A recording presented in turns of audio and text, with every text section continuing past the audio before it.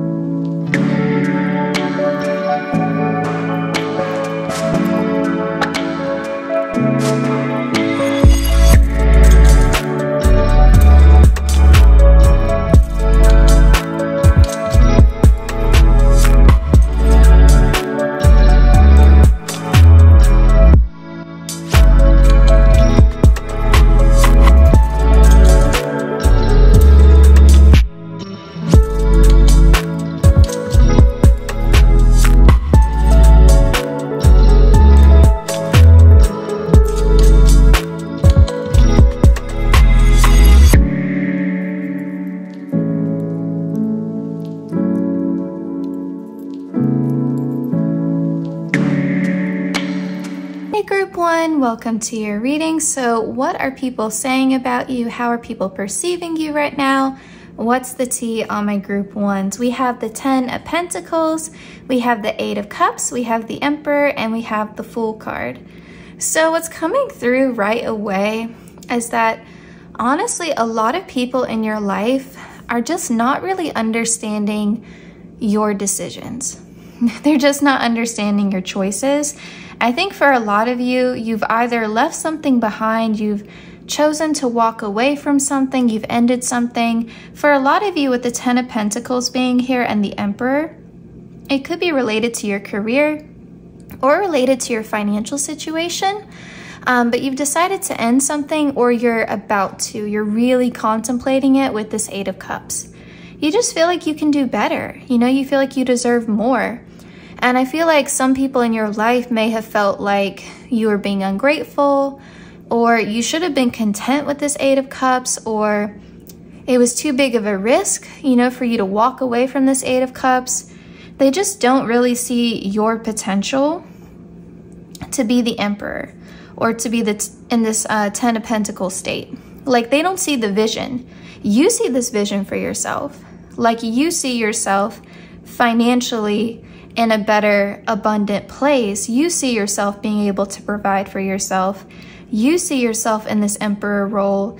You see yourself being a leader. You see yourself, you know, having a higher position of power over your own life, you know, feeling like you can handle this, you can achieve this, you can do this. I feel like you believe in yourself a lot more than the people around you are having confidence in you. Okay, I feel like they are looking at this Fool energy as you being overly optimistic, you being overly idealistic, you being too impulsive, right? They think you are being naive, really is the word for it. They think you're being naive, whereas you are coming through as, I believe in myself, I'm gonna bet on myself.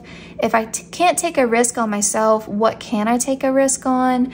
You know, you're being brave, you know, and I think you're having a lot of faith right now. I think you have a lot of faith. I think you're trusting in your intuition. I feel like you're following the guidance of the universe, and you're just trusting in yourself, and you're trusting in the divine. And so it's like, why am I going to settle for breadcrumbs? Why am I going to settle for anything less than the 10 of Pentacles? Why am I going to disempower myself? Why limit myself? You know, I have to believe in myself. If I don't believe in myself, what can I believe in? So yeah, I think you're in a really beautiful energy. I just feel like others around you don't really understand it. And that could be because they don't understand your spirituality. They don't understand your faith. You know, it could be that. It could be that they just don't understand how you can have so much confidence in yourself and so much faith that it's all going to work out for the best. Because really the Fool card is a leap of faith, right? And that's what you're doing with the Eight of Cups and walking away from something. You're taking a leap of faith. You're trusting that there's something better out there for you and you can achieve it, right? And so I feel like other people around you are just not getting that because they themselves would not take a leap of faith. They themselves would play it safe. And a lot of times, you know, we think we know best, right? So we think like, oh, Sally over there, she's being reckless. I wouldn't do that. And so because I wouldn't do it, it's somehow wrong. We have Vampire here. And we have Virgin. Oh, that's funny. Isn't there like a saying or like a myth that vampires prefer like virgin blood or something like that? I don't know. Comment down below if you are an expert in vampires. But anyway, I do feel like this is picking up on that message we were getting before about people perceiving you as someone who's really naive or somehow just overly optimistic or so innocent, like you haven't dealt with the harsh realities of the world, or you're being overly idealistic, you're not being practical. Because with the, you know, the Virgin, we think of purity, we think of innocence, we think of, you know, even next to a vampire, right? We think of the vampire as being someone who could hurt this Virgin over here, right? So we think, this Virgin would be vulnerable in this context, right? And so the vampire is a threat. And so it could be that they're really kind of having this perspective on you that you are vulnerable, that you have made yourself vulnerable by walking away from this thing, and that you don't realize, you know, the potential harm, or you don't realize the risk that's involved here. And so I think people are really underestimating you. I think that people aren't really seeing you clearly. I think that people are limiting you a bit, or maybe a lot, depending upon, you know, it's going to vary, right? The different levels to this for each of you. But I do feel like people are underestimating you. And, you know, it could be maybe because you're younger, and maybe this is from people in your life who are older than you. And I know that was like a little bit of a surprise to me. When I graduated with my master's and I started my first job, I think I was 29, 30-ish, right? If I'm thinking back on it. And so I remember thinking like, yeah, I was 30. I was 30. And to me, that's a pretty middle age right there, right? You know, I'm not in my 20s anymore, at least. And I was so surprised at how much my coworkers talked to me as if I was like 19 or something. I mean, it was like, I don't know, a bit of a surprise to me. Like, I knew that they were older, and I had worked with older people at my previous job, and it had never been an issue. You know, I never felt talked down to. I never felt like anyone was being condescending. But when I started that job, I was like, you know, I have my master's degree. I have the exact same education that you have. And yeah, I don't have experience working as a social worker, but I have experience as a counselor, and what I'm doing in this role is counseling. So, you know, it was like, okay. And it just felt very much like they were making a lot of assumptions about me. And I think sometimes people can forget life experience. Just because you're a certain age doesn't mean that you haven't had difficult or challenging life experiences. You could be in your 50s you could be in your 50s and lived a very cushy, comfortable life and never had much struggle, whereas someone who is only 10 years old could have already been through hell and back. Everyone has a different path. And so, you know, age doesn't necessarily equate wisdom And it doesn't necessarily equate that you've had more life experience, quite honestly. I know people like to think that, but it's really not the case. And so I feel like that could be part of this too, is that maybe you are younger or you look more youthful. Because that's another thing too. If you just look younger than you are, people will sometimes talk down to you. I've experienced that firsthand myself as well, especially in professional environments. And so you may have encountered that as well. People just underestimating you because of your age or your perceived age, okay? So people can be really condescending about that and just assume that you're not competent or you're not capable just because of your age. Now with this vampire card here, I do feel like there's also a potential here for people around you to almost act like an energy vampire and kind of take the wind out of your sails, you know, try to deplete you of your optimism. And, you know, some people don't do this intentionally. You know, they just tend to have a negative or more pessimistic outlook on life, or they don't believe in themselves, and so they may resent you for having this confidence because they don't have that for themselves.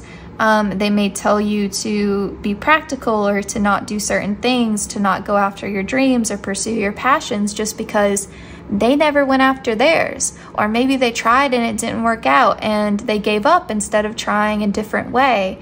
And so they've become complacent, so they expect you to be complacent.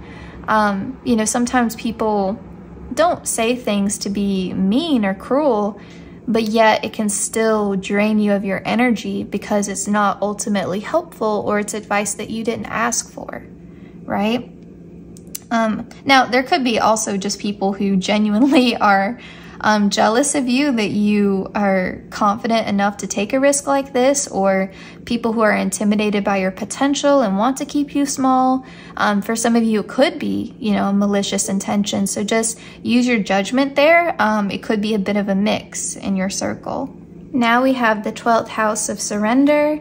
We have Uranus revolution, and we have the numinous mystery. Okay. Yeah, I do feel like you are definitely in my spiritual group. You could be a little bit psychic yourself. You could get a lot of intuitive downloads, or you're just a very spiritually connected, spiritually aligned person. You have a lot of faith and you lean into your faith. And that's the perspective that you operate from. You make decisions based upon your intuition, your heart, spiritual guidance. You know, you really value that. And that's not to say that you're not logical or rational. It's just that you appreciate and understand the value of your intuition. And you, like I said, lean into your faith. You know when to surrender to the divine. And I think that that makes you courageous. That makes you brave because you have this beautiful trust in the universe.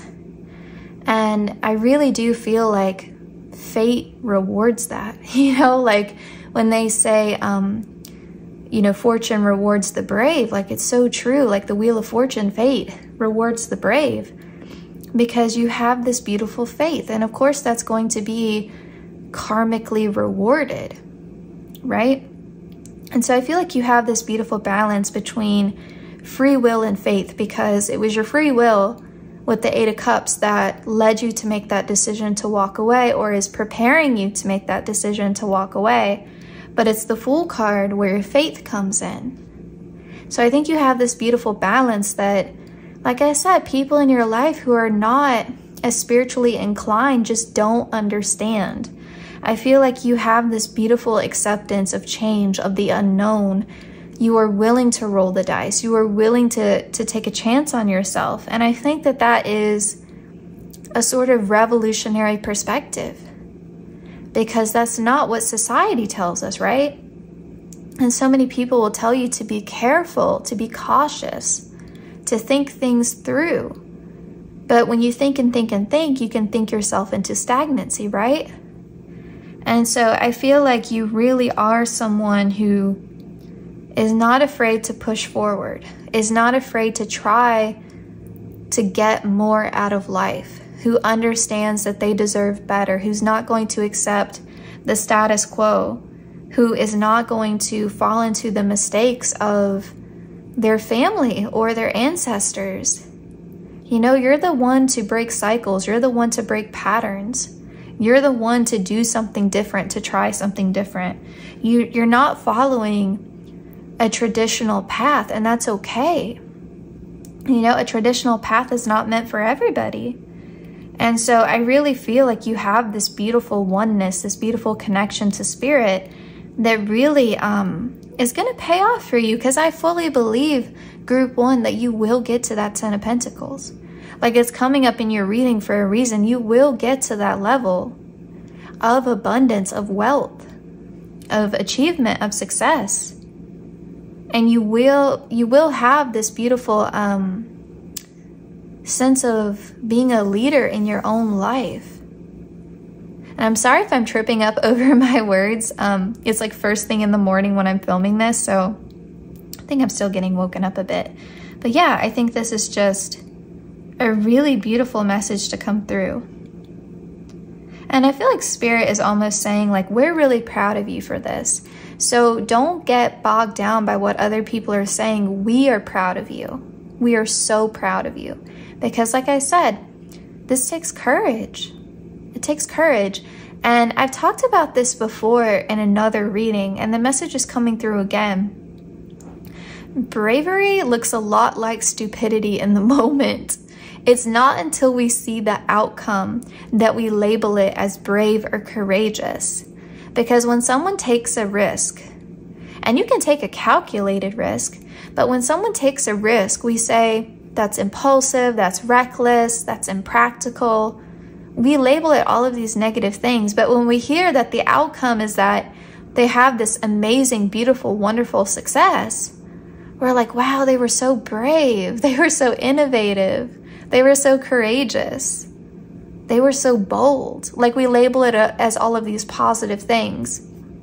But in the moment, I think people can really doubt you. It makes me think of that old documentary. It's like on YouTube probably somewhere. I remember seeing it, I think on MTV back in the day, but it was where they were interviewing Drake at like the very start of his career or something like that.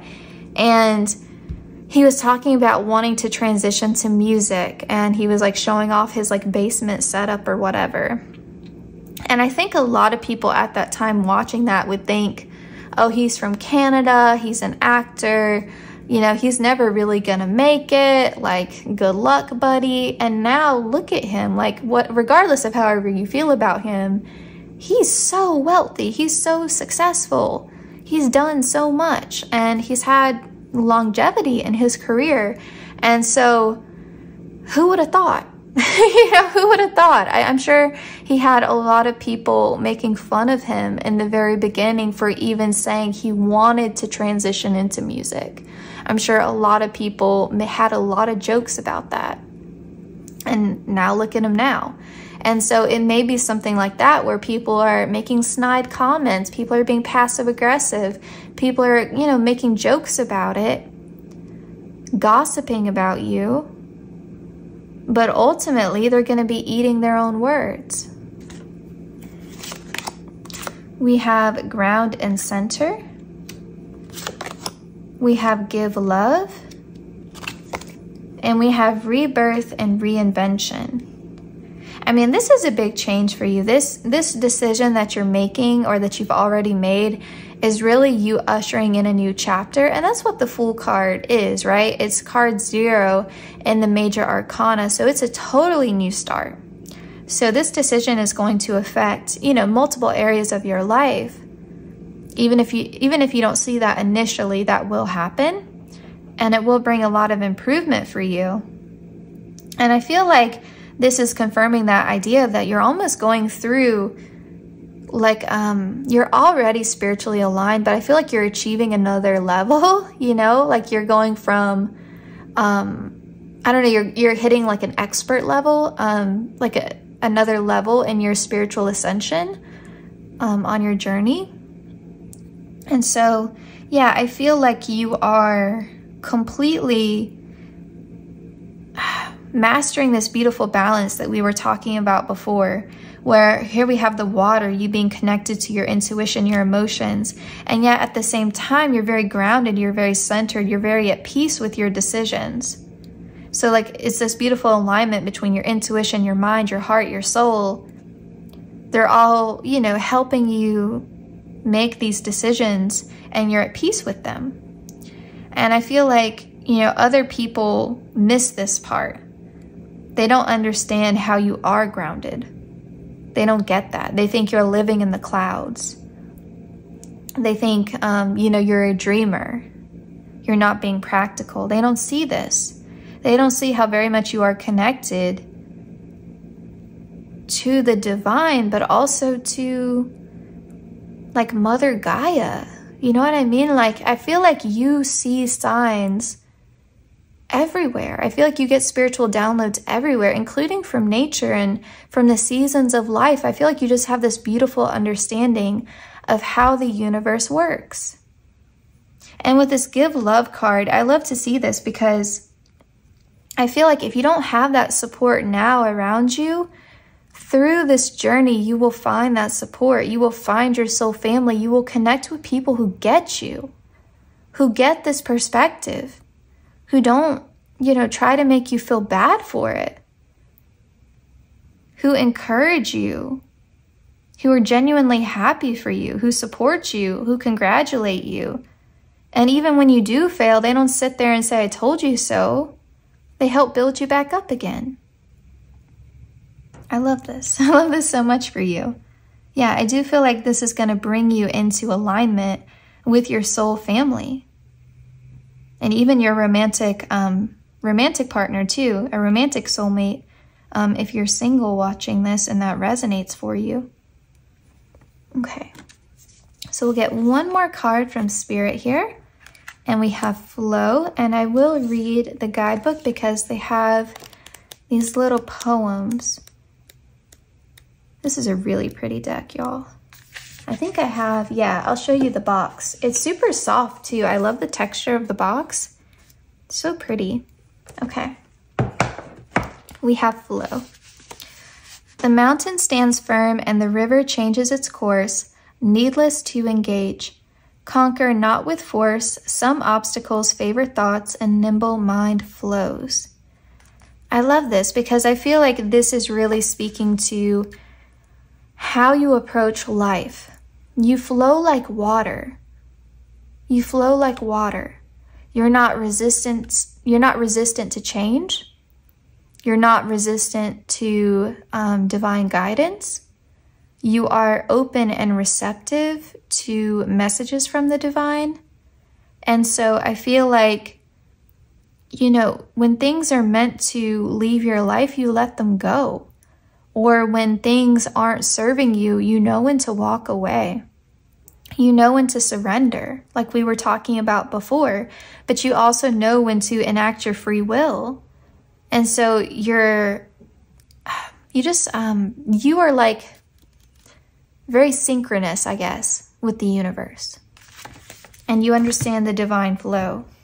And I also feel you are a source of inspiration to other people. Just by being who you are, I feel like you really do inspire people.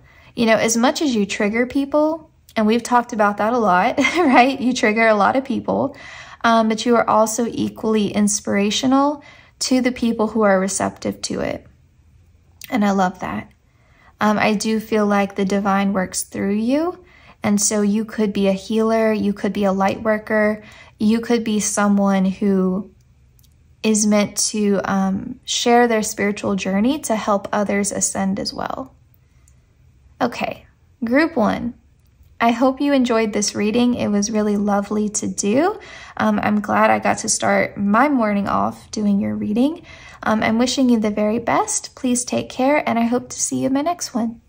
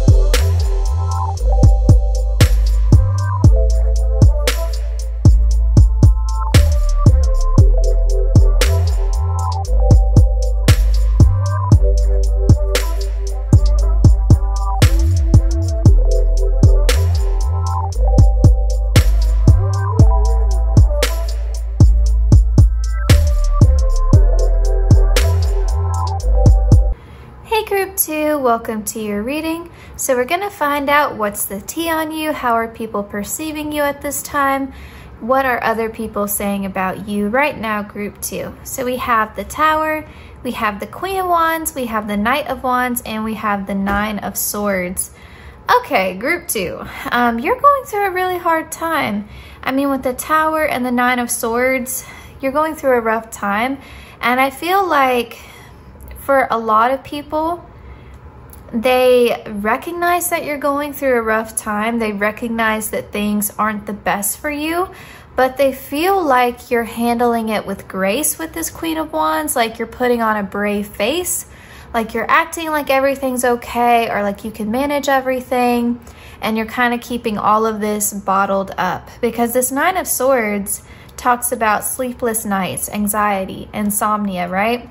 Having nightmares. And so it's like you're crumbling inside, you know, like you're really struggling, but outwardly you're presenting as this Queen of Wands. And this can be confirmation if you are a fire sign that you chose the right group, but you don't have to be. That's Leo, Aries, and Sagittarius. But yeah, you're really going through a tough time, but you're trying your best to be optimistic, to be resilient, to find a silver lining in all of this, to keep your poise, you know, like you're trying not to lose your cool, and you're trying to kind of face this situation head on. And instead of getting stuck in this Nine of Swords energy, you're really trying to figure out how to fix it. You're in like full-on problem solving mode, because the Queen of Wands, she is a queen of action, right? Like she doesn't contemplate a lot like the Queen of Swords. She's not, you know, processing things emotionally like the Queen of Cups. She's very much similar to the Queen of Pentacles and like, okay, let's problem solve. Let's figure this out, you know? And so she's taking that approach. And, you know, she's not as cautious as the Queen of Pentacles either. So the Queen of Wands is like, okay, if this is burning to the ground, you know, this Tower was not meant to stay in my life, whatever this represents to you, okay, fine, you know? And I feel like the Queen of Wands is also someone who accepts this for what it is, because the Queen of Wands is someone who knows her worth. And so I feel like ultimately you knew that this Tower wasn't meant to stay, and so that's part of what is making you cope with it, I think, in a better way. And so I feel like you're not upset. This Nine of Swords doesn't come from you being upset necessarily about this ending, you know, losing whatever this Tower was, but more of like, what do I do now? Where do I go from here? How do I figure this out?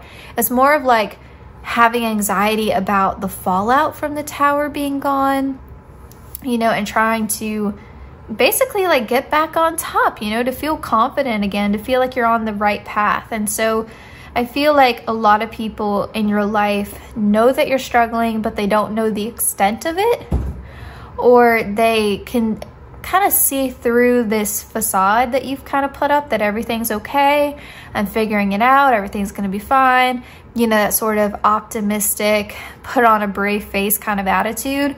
The people who know you really well kind of see through that and see that you are really struggling, you know, to keep it together. But with the Knight of Wands, I will say there are a few people, either just in your, I don't know if they're in your inner circle, but just around you, who are kind of seeing this as a weak moment and may be taking this as an opportunity to kind of knock off your crown a little bit with this Knight of Wands, like the way that he's kind of charging towards this Queen of Wands, who's kind of just minding her own business and trying to figure out her life. So I'm not picking up the best energy from this Knight of Wands. This could literally just be one person in your life. And they could be someone kind of on the outside of your life, you know, someone that you don't know that well, but who for whatever reason is kind of envious or jealous of you. I don't feel like this is the majority of people in your life. Again, it may just be one person, but it does feel like there's someone here who kind of wants to come in and take your spot, or who is taking this opportunity to kind of kick you when you're down. This is someone who wishes they were the Queen of Wands, but they're at a Knight level, you know, like they're just not as evolved as you. And it's kind of like someone who tries to mimic you, or someone who, you know, is jealous or envious because you have something that you can't just go and buy, you know, like your confidence is not something that can be bought. And so I feel like your confidence in yourself is almost like your saving grace here.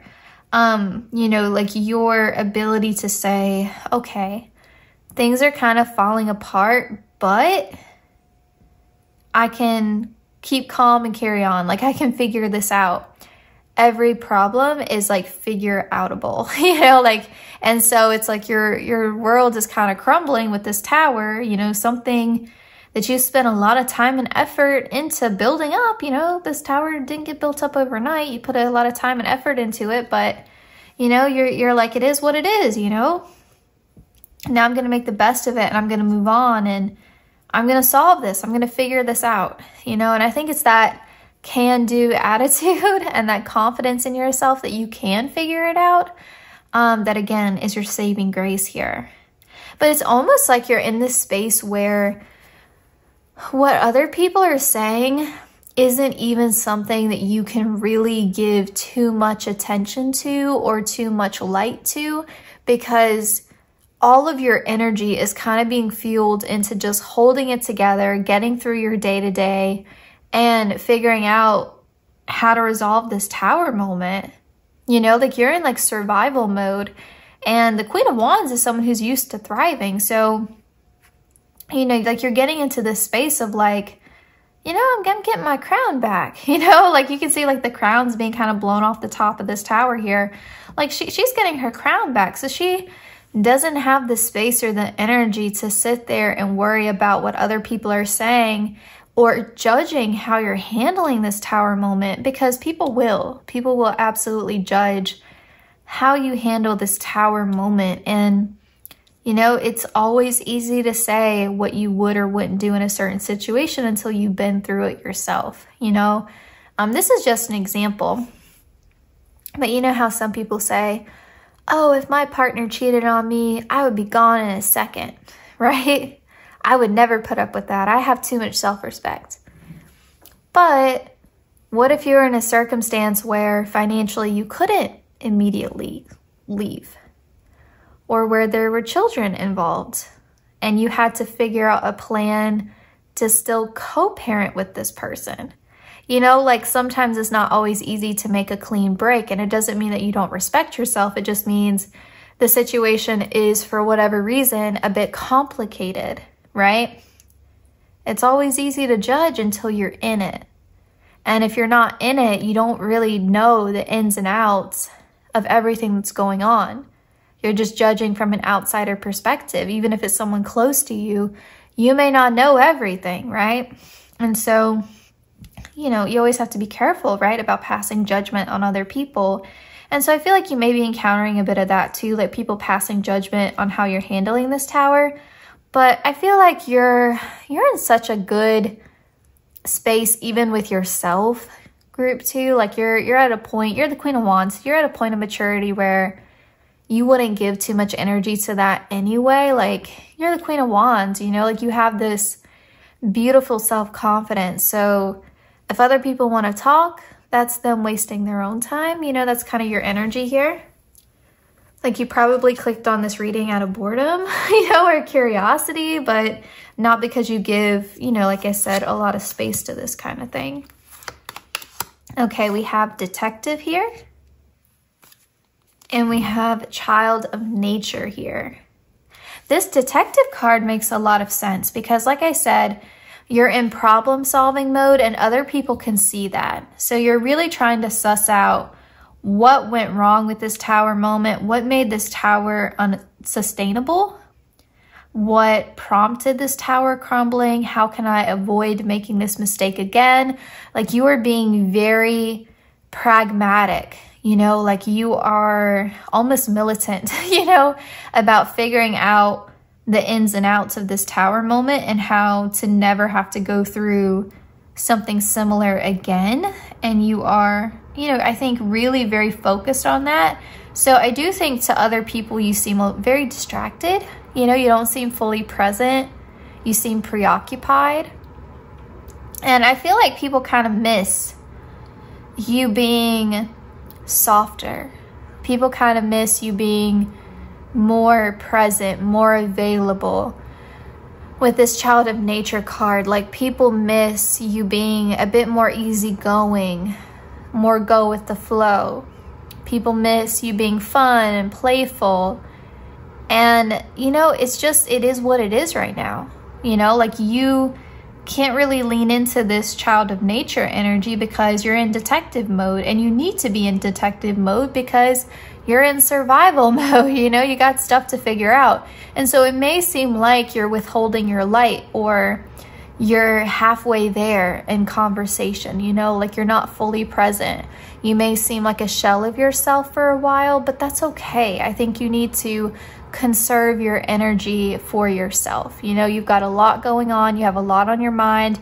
You have a lot to figure out. It's a temporary situation. You will get through this. You know, the storm shall pass, and you'll be able to be your free-spirited, beautiful, wonderful self again. But for the time being, I think, yeah, like you need to conserve your energy for yourself and figuring out this problem and how to get through it.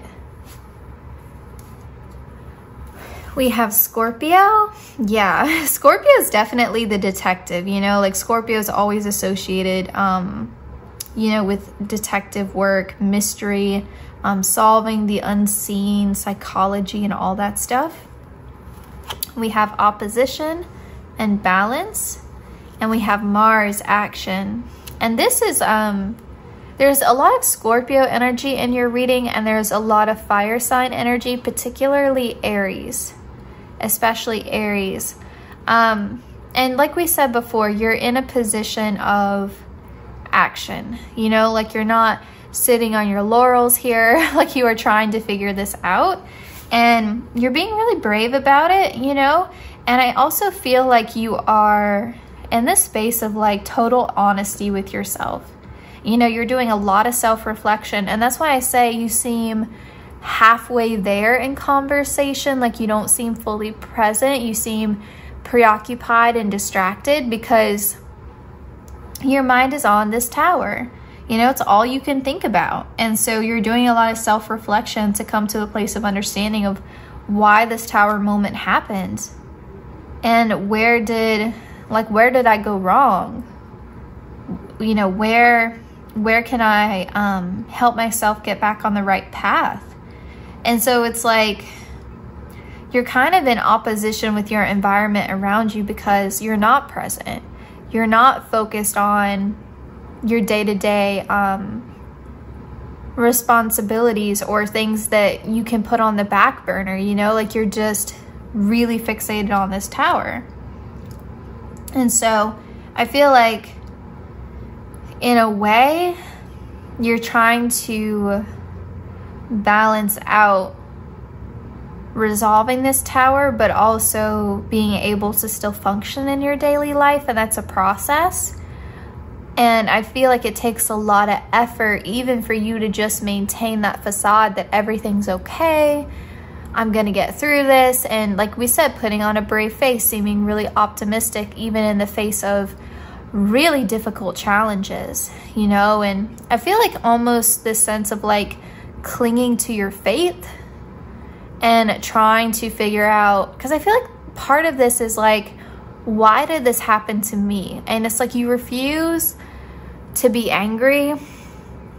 You refuse to give in to this idea that something is wrong in your belief system. I feel like you're really trying to believe that everything happens for a reason, that there was a greater purpose to this, that the universe has a plan for you. I just feel like you're really trying to cling to your faith.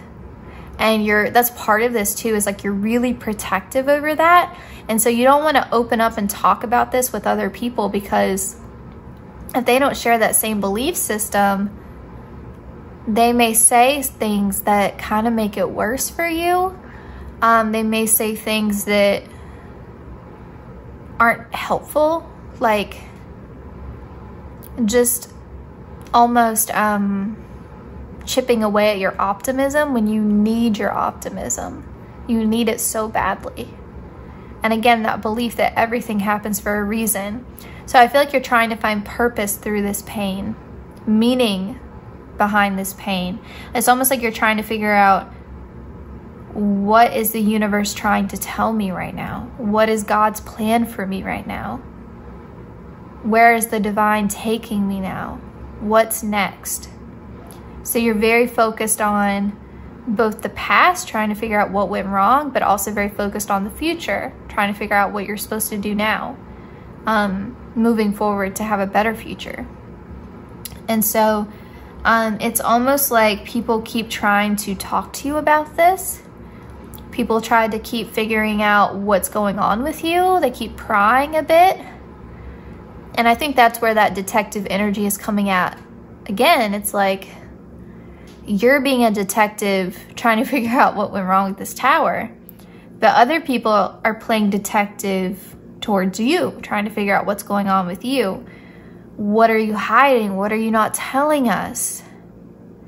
And I feel like the more that they push, the more you come out with this fiery energy, trying to protect yourself. So you may lose your temper a bit. You may just be very firm and very assertive and very forceful, like, I don't want to talk about it. You may be holding very strong boundaries right now. And, you know, for some of you, you may be doing things to distract yourself that are very much like physical, like bringing yourself out of your head and into your body. So you may be exercising a lot more. And pardon me for this analogy here, but it's making me think of what's happening on this season of Real Housewives Beverly Hills. I know, my apologies, y'all. But Kyle stopped drinking and she is exercising all of the time. She's gotten really healthy. This is her report, right? And everyone around her is like, what's going on with her? She stopped drinking. She got super healthy. She's working out all the time. What's going on with her? What isn't she telling us? Why is she making all of these changes? And you know, sometimes people say when you do that and you're married, it's because you're cheating on your partner. That's why all of a sudden you care about looking good or whatever. That's just what people say in the land of housewives. And so it's like, it's also only on a Real Housewives show would not drinking be a problem. But anyway, and so people may be doing that to you, like, why are you working out so much? Why are you making all of these changes? Why are you dressing differently? Why are you like questioning what you're doing, all of these changes that you're making? But I think you're trying to exert control over what you do have power over right now, because the tower really kind of, because it's an act of divine intervention, but it's a big act of divine intervention. I mean, this is tough love. This is spirit really intervening in your life in a big way. And it's disruptive, it's uncomfortable, it's scary, and it's often bittersweet. And it's hard, and it can kind of scare you a little bit.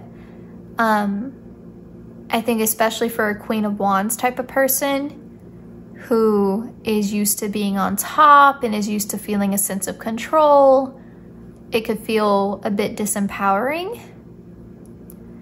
And I feel like you're trying to find your footing, and part of that is you, like I said, exerting control over what you do have power over. And you may feel like, I don't have power over very much, but I can at least decide if I'm going to exercise today or not. I'm just using this as an example. So maybe you start running a lot, and that helps you to cope. And so people may be giving you a hard time about some of these changes that you've made. They're like, you're acting differently, and questioning you a lot, and you don't want to answer. You don't want to deal with it. You're protecting your optimism here. You're protecting your faith. And we have given to passion. This is one of my favorite cards in this deck. It's so pretty. Like, she looks gorgeous. And the little kitty and the little belly. Okay, sorry. We have water magic. You are like this beautiful balance right now between water and fire. Like Scorpio and Aries energy that we were picking up on, water and fire. Like, you were such a beautiful balance between the two. And we have meditation for peace and serenity. Yeah, you are protecting your peace. You're protecting your optimism. You don't want anyone else's input right now. You're almost like, this is a discussion between me and God. This is a discussion between me and the universe, me and my guides, spiritual team, whatever terminology you want to use. But you're like, this is a private conversation between us. I am not looking for any outsider opinions. And maybe that tower came to be for some of you because you were following someone else's advice, because you were trying to fulfill someone else's dream, someone else's idea of success. That's a more specific message.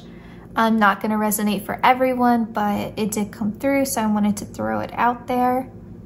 But yeah, I feel like you're really protecting your peace, and you're also kind of mastering this energy of, as chaotic as my environment is right now in my life, I can be a safe space for myself. I can be like the eye of the tornado. Like, I can be calm in chaos. And that may also confuse people. Like, okay, I know you're going through a hard time. I may not know all the details about it, but I know you're going through a hard time. So why are you acting happy? Why are you acting so calm? And people may accuse you of repressing your emotions, not dealing with your emotions. Like, why are you going out and partying? Or like, why are you going out and socializing? Why are you doing X, Y, and Z? Why are you going to the gym so much? Like, why aren't you dealing with your problems? And it's like a slap in the face because you are dealing with it, like, more than anyone knows. And this is actually helping you to stay calm by focusing on something else. And so with this water magic, this tells me that you are dealing with the emotions of this. You are. It may look to other people like you're repressing it, but you're working it out. But it's just a conversation between you and the divine, not anybody else. And with this given to passion, a couple different messages here. It could be that this tower moment happened to help push you into this mode. Like, we want you to focus on something you're passionate about, something that's true to your soul, right? So this tower moment had to happen to push you into this, so you could follow some kind of artistic pursuit, some dream, so you could creatively express yourself in some way, because you are the Queen of Wands, right? And remember, gender doesn't matter here. We're just talking about divine feminine energy. But I will also say with this given to passion card, it could be that what you're focusing on to cope with all of this may be, you know, like a passion project, a hobby that you really, really love, a skill or a talent that you have. So you may be pouring yourself into your art, whatever your art is. And that may also be why you seem very distracted. You seem hard to get in touch with. And people may be missing you. People may be missing you. And I mean, best of luck to you, because the tower is not easy. But I do feel like your guides really wanted to make clear today that you are handling this the best way that you know how, and to give yourself grace through that process, because it's never easy to adjust to the tower. And you are in a really beautiful space. You are, even if it feels like you're not coping well, even if it feels like everything is falling apart, you're handling it with as much grace and dignity as you possibly can, and to give yourself credit for that. Okay. We have Crossroads. I'm not surprised to see this card come out for your final card, because the Tower could definitely push you to a crossroads. Like, okay, now that this is gone, where do I go next? What's next for me? And so I think that's one of the beautiful things about the Tower, is that yes, this is divine intervention. And yes, this is kind of like fate happening here. This is an act of tough love from the universe that I didn't necessarily ask for, but here we are. And, you know, you can kind of feel, like I said, like your free will has been taken away from you temporarily. But once that Tower has been removed from your life, once it has been burned to the ground, crumbled, whatever, now you're left with this almost like this burden of decision. And then like your free will comes back to you and you're like, whoa, whoa, whoa, whoa, whoa. I don't know what to do now. And that's scary. And like I said, I feel like you're less focused on losing whatever this Tower was, because I think in your heart of hearts, you knew it wasn't good enough for you anyway. But now that it's gone, this weight of like what to do next is what is really causing you that insomnia, that anxiety with that Nine of Swords. But the beauty in this is that you get to choose. This is like Chariot card energy here. You get to choose. You are in the driver's seat. Where do you go from here? Where do you want to funnel your energy into? Rebuilding, because it's time to build a new tower. So where do I go from here? I'll read the poem in the guidebook here. Two roads laid bare before you, and who knows what lies beyond them. Alternate history rivals to happen, confident in yourself to take the reins. That final message there, confident in yourself to take the reins. You're the Queen of Wands. We talked about your confidence being your like #1 strength here. Your optimism being like your saving grace. And we see the sun. And I think that's the beauty here. No matter which path you take, eventually you will get to the sun. One path may be easier than the other. One path may be a better fit for you. But you get to decide. You get to decide the journey. And I think that's really beautiful.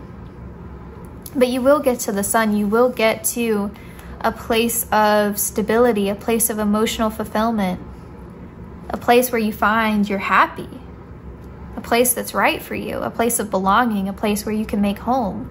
You will find this in your life, but you get to decide how that journey goes from here. And that's your power coming back to you. That's you getting your crown back. Group 2. Okay, this was your reading. I hope it resonated. I hope you enjoyed it. I'm wishing you the very best of luck. Like I said, my heart really goes out to you with this.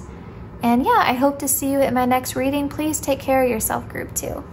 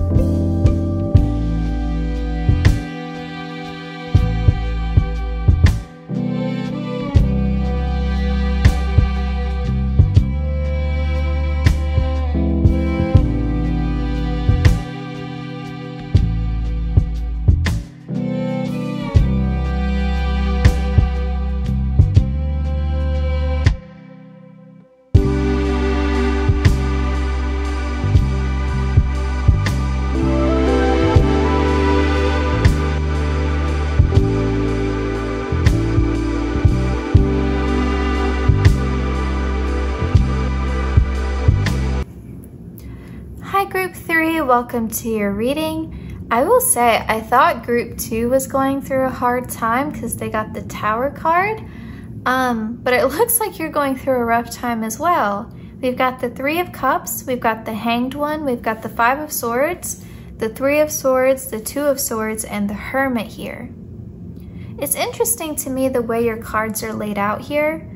What I'm immediately drawn to is this Hanged One in between this 3 of Cups and the 5 of Swords. Because it feels like you can look at this 2 different ways. I think you all thought you had a group of people around you who were genuinely supportive. And this could just be one person, but I do feel like for most of you, it's a group of people, or at least 2 people in your life. You thought there was a genuine friendship there. You thought there was a genuine source of support where they're toasting you. They're genuinely happy for you. You can celebrate each other's successes. There's authenticity there.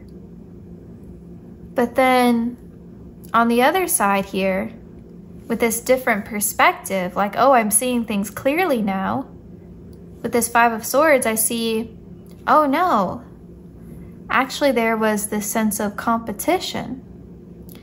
Actually, they wanted to see me kind of defeated here.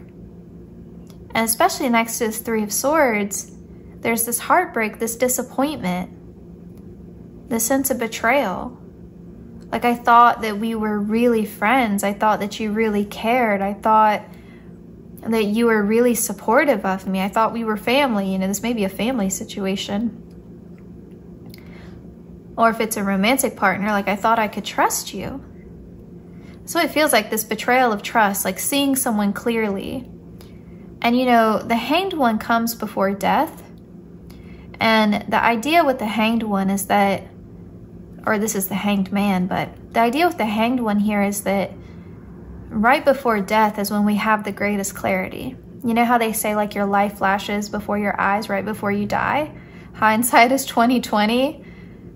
In moments before death, you're able to look back on your whole life. And so it's this epiphany moment, this aha moment, this light bulb moment. That's why there's always this, circle of light around the Hanged One. And the Hanged One always looks calm, waiting for death.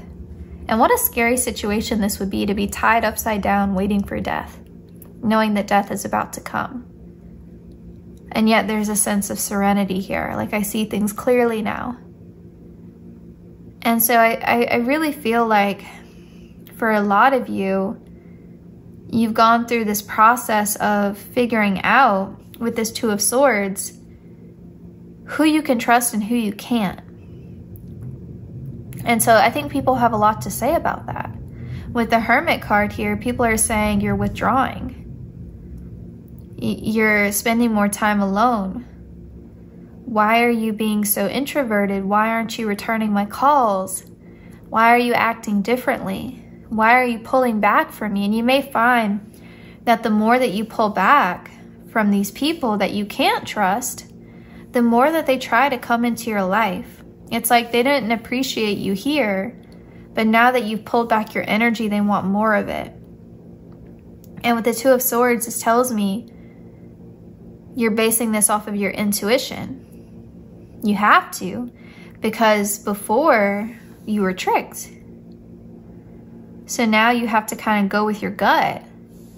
And there may be something that actually happened in your life that kind of pointed out you had some snakes in your circle.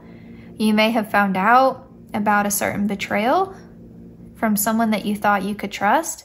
And this could be like you find out that 2 of your friends have been talking behind your back.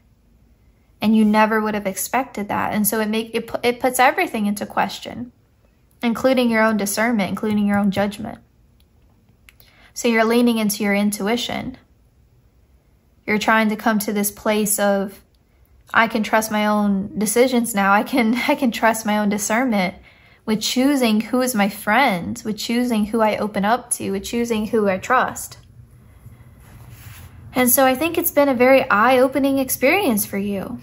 And I think that when people don't want to take accountability for what they did to you, this Five of Swords, they don't want to take accountability for how they hurt you, for how they weren't a good friend to you or a good partner or a good mom or dad or whoever this is. They don't want to take accountability for it. And so they kind of put it on you like, well, you're being weird. You're being different.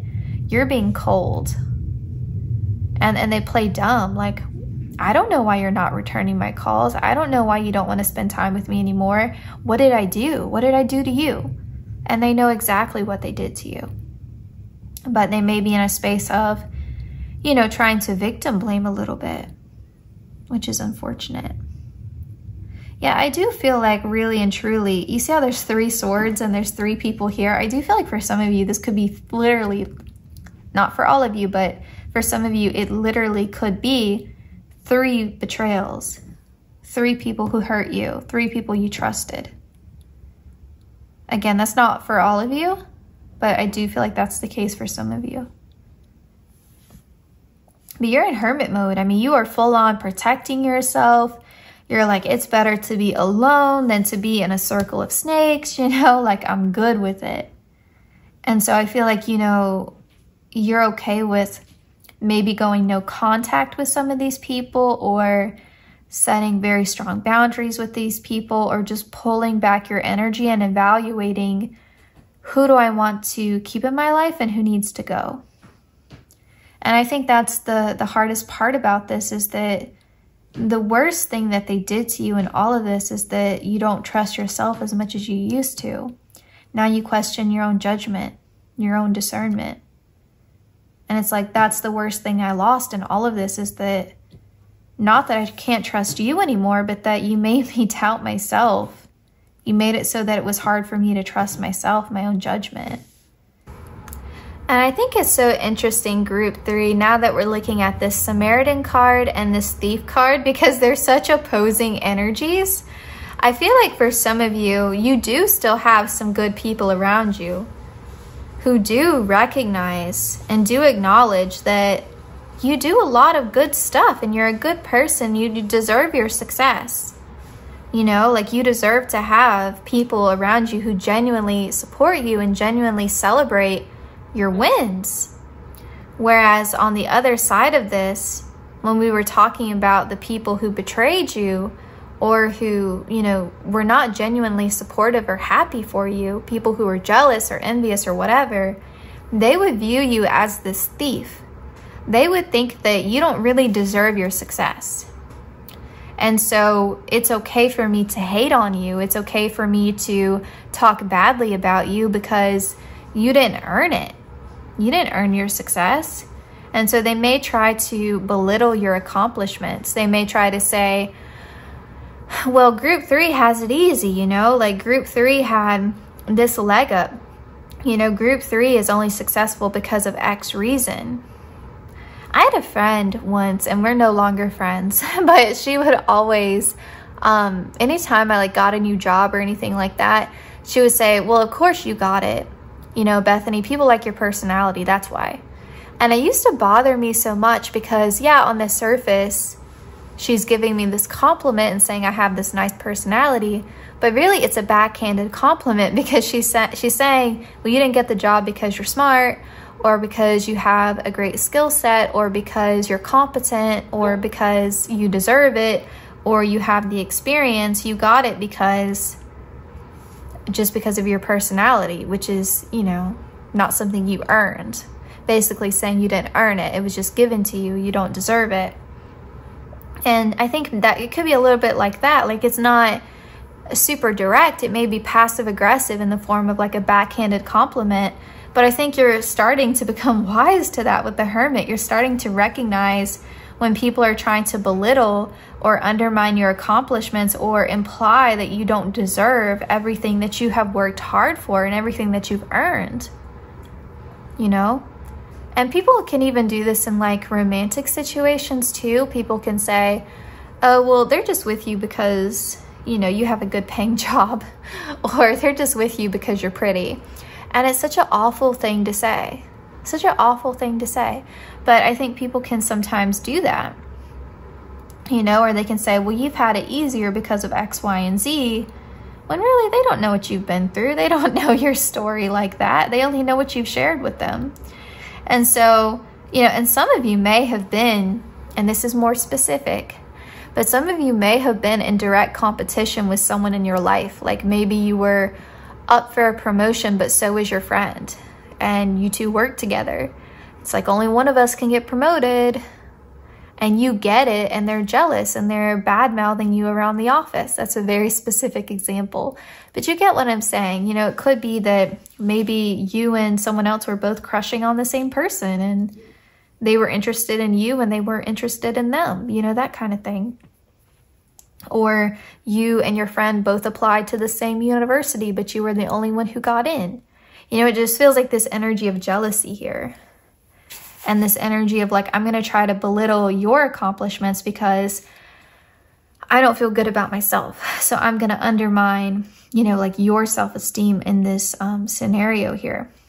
And so I also feel like you are someone who just tries to be the best version of yourself, and you aren't in competition with other people. You don't try to compare yourself in that way or try to be better than your friends. And you are genuinely happy for people in your circle when they win.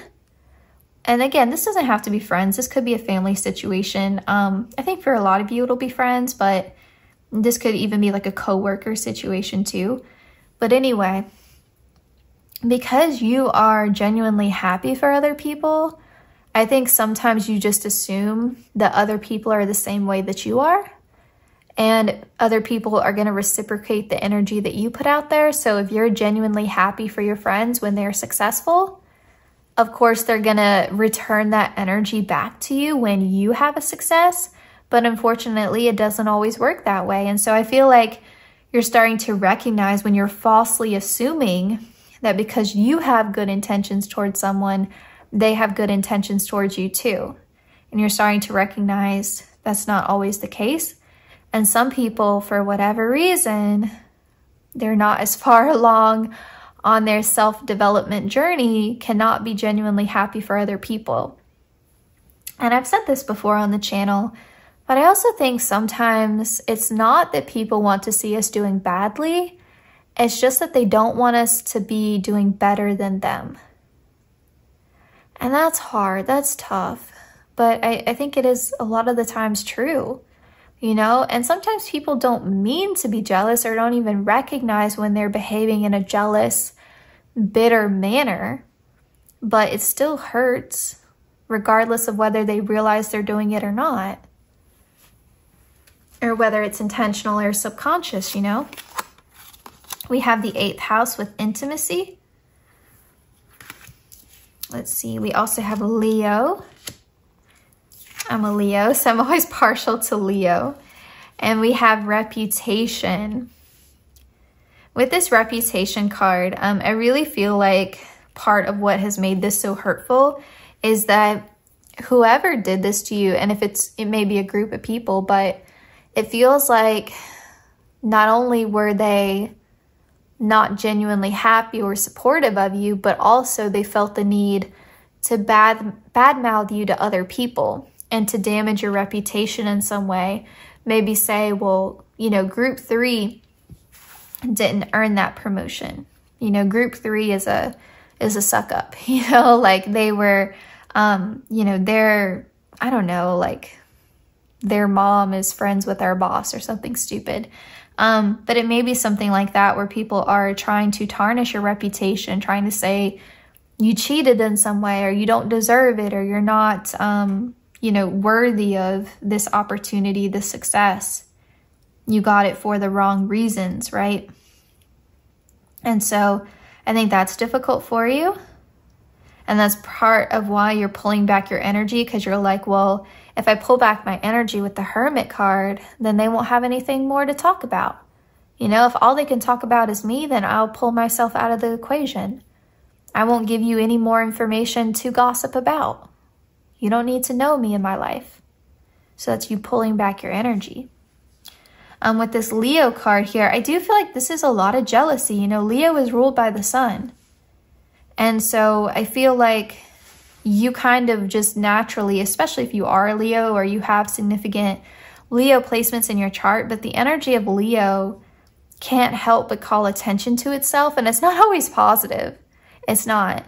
And it's kind of frustrating if you're a Leo or you have Leo placements, if you know what I'm talking about, but it's like so hard to fly under the radar when you're a Leo. You just naturally kind of garner attention because the sun is at, you know, the center of things. And so people can't help but notice the sun. And also, if you think about it, when the sun goes away, people get upset. People get angry, like, oh man, it's cloudy today. I wish it were sunny. Oh, it's rainy today. I wish it were sunny. People like the sun being out most of the time, just generally speaking. And so when you will find when you're in that hermit energy and you're pulling back your energy, people get mad. Even though they don't deserve your warmth, your light, they don't deserve it, right? Because they betrayed your trust. They hurt you. They don't deserve your light, but they're still mad. They want you to come back. It's like if you speak so poorly about me, if you gossip about me, if you think I don't deserve my success or my blessings, then why are you mad that I'm not in your life anymore or that I'm pulling back my energy? Why are you mad? If I'm so terrible, why do you miss me so much? This is giving me like Taylor Swift's lyrics, if I'm dead to you, why are you cursing my name at the wake, or something like that? Why are you so bothered that I'm gone? If I was so awful, why are you so bothered that I'm gone? That's the energy here. And I also think, you know, with this Leo card here too, Leos tend to wear their heart on their sleeves, you know? They're very sociable. They're very, even if you're an introverted Leo, you have this love of people and you have this love of life and you're just a warm energy, right? And I think that's difficult too. I think that's really difficult too when you have this beautiful open heart. And again, like you just kind of naively assume other people are also open-hearted, because fire signs always hype other people up. And I'm just generally speaking here, but fire signs tend to do that. You know, like fire signs are confident, so they can spread that confidence around. You know, like they like to keep things light, fun, playful. I'm having a good time. I want you to have a good time. I want you to feel good about yourself because I feel good about myself. That's Leo, that's fire sign energy. And again, maybe I'm just partial to Leos because I am a Leo, but I mean, I can say that's true for me and that's true for other fire signs that I know. And so that's part of it too. Like you build other people up. And I think that's what has made this so difficult. It's like I'm over here building you up, whereas you're stabbing me in the back. And the worst part is that you thought you could trust them. You thought you knew them. So it's painful. It's painful. So no wonder you're in hermit energy. And with the 8th house, listen, Scorpio energy, everything done in darkness will eventually come to light. So everything they did behind your back, all that shady stuff, it's coming to light now. You're hearing about it. No more hiding it. You know, and I mean, karma all day long. It's like the more that they are trying to harm your reputation, they're just doing it to themselves. Eventually, like I said, you know, the truth of the situation, whatever it is, it's going to be different for all of you. But eventually the truth of the situation will be revealed. And I think also with this 8th house, you're doing a lot of deep reflection. A lot of deep reflection because you want to connect back to your intuition. You want to be able to trust yourself again. So you're doing a lot of inner work, a lot of inner healing, figuring out your values, figuring out the kind of people you want to surround yourself with.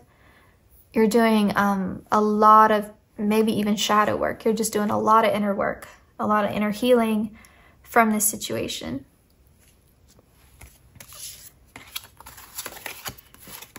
We have gratitude and thanks. We have plant the seeds. And we have hibernation and regeneration. This is that hermit card energy. This is what you're doing. You're resting. And with the crystals here, like you're protecting your energy. You're cleansing your energy. No one's getting through this barrier here, this crystal barrier. So you're protecting yourself. And so it's like all people can do right now is talk about you because they can't get close to you. They can only speculate. They can only speculate how you're doing because you're not giving them any more information to go off of. You don't trust? You don't trust them. And so you pulled back your energy and you're just like, if you're going to gossip about me now, it's going to be pure speculation, things that you have made up about me, lies, because you don't know what's going on with me anymore because I'm not telling you. I'm not giving you any more information to use against me. And with plant the seeds here, I feel like this is telling us a couple different things. One is that they want to make out your success and your accomplishments as something that happened overnight and something you didn't work for. And something that, you know, was just given to you, just handed to you on a silver platter kind of thing. And that couldn't be further from the case. You've been working at this for a while. You've been sowing seeds of intention for a while. And people want to act like you just woke up to these blessings. You just woke up to this harvest. That's not the case at all. You've been planting seeds for a long time. You've been working at this for a long time. And I think that's what hurts so badly about it. It's like, I know I deserve this. I know I worked hard for this. How dare you try to undermine me and belittle me? And I think as well, with planting the seeds, this is showing how they have tried, or this person has tried to plant seeds against you, seeds of doubt in other people's minds, again, to try to damage your reputation, to try to craft this false narrative about who you are to other people. I mean, this really could be like a work situation, like one coworker trying to sow seeds of like falsehoods in the minds of other people that you work with to try to like turn the rest of the staff against you kind of thing. Like it's very manipulative. It's very ugly. It's not nice. Or it could be like, you know, you have a fallout with one friend and they try to get the rest of your friends to turn against you. Or you have a conflict with a family member.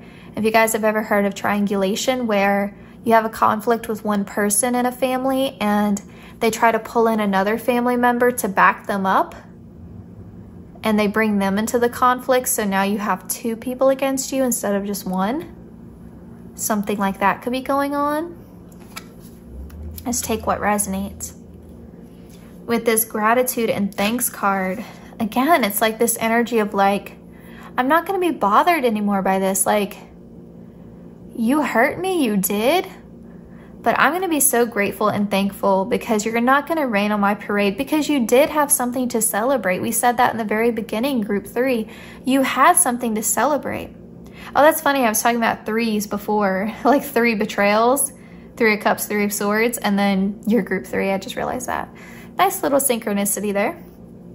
But anyway, you're a grateful soul. You really are. And that's probably why you're receiving so many blessings, because you are grateful, right? If I was the universe and I wanted to bless someone or present them with an opportunity, I would pick the grateful souls first, right? It just makes sense. And so, you know, I feel like you're not going to rain on my parade. I am going to enjoy this moment. Like, you're not going to ruin this for me. You're protecting your energy. You are in full-blown protection mode right now. Like, you're not going to take this away from me. You're not going to take away my peace. You're not going to take away my happiness. You're not taking it away from me. Okay, let's get a final message for you all, group 3. We have Mirage. Yup. Even before I read the guidebook, yup. Like, there were people in your life or a significant person who was wearing a false mask, who was presenting themselves as one way, as a genuine friend or supporter, someone who really cared about you, wanted the best for you, but it was a mirage. It wasn't real. They were saying all the right things to your face, and then I do feel like there was a lot of gossiping, a lot of talking behind your back, a lot of manipulating other people against you, a lot of creating a false narrative, and even trying to, again, like undermine your own self-esteem. Trying to take away your happiness, your joy of celebrating a big accomplishment like you didn't really deserve it. You didn't earn it. Over the sand dune gleams a place of luscious verdure, but some destinations are not meant to be reached, however enticing they may seem. Some destinations are not meant to be reached, however enticing they may seem. Some people aren't meant to stay in your life.